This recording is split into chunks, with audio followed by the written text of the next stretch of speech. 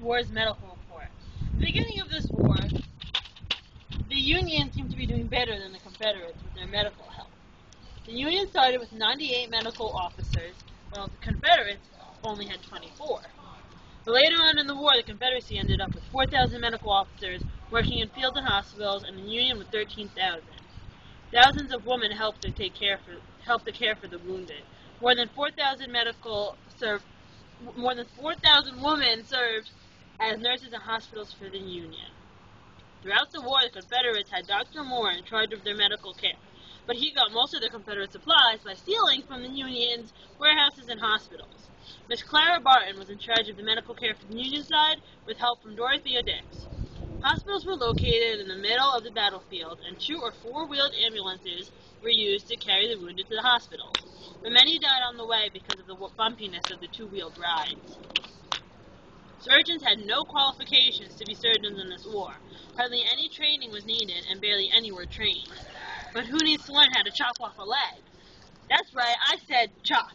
Amputation was used because bullets carried dirt into the body, which infected the area. Infection can't be healed, so the only solution is to cut off the area that is infected. But infection still occurred even after the surgery. But don't worry, amputation saved many more lives than it killed. Surgeons used a knife or a saw to perform the amputation. Chloroform was used as an anesthetic before cutting off a limb. To kill the pain on a wound, morphine was rubbed onto it. Sometimes it was given as opium pills, which the soldiers are now addicted to. Ever wonder how an amputation is done? Well, I'm going to explain in step-by-step details how it's performed. Number 1. The surgeon cuts off the blood flow with the tourniquet, which is a device to stop the bleeding.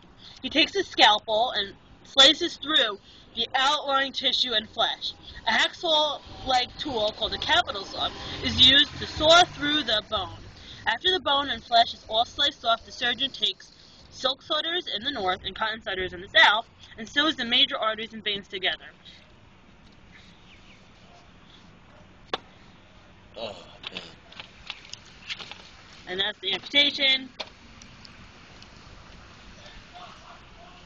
Each surgery took about 10 minutes. It took about 15 minutes, and the patient was rushed out right away so that another patient could be started on. What was done with the body parts, do you ask? They were thrown on a pile that was taken out at the end of each day. No worries. If the amputation was done within 24 hours after an injury, the survival rate was very good, with only 25% of deaths. If an amputation was done after the first 24 hours, the mortality rate doubled to 50%.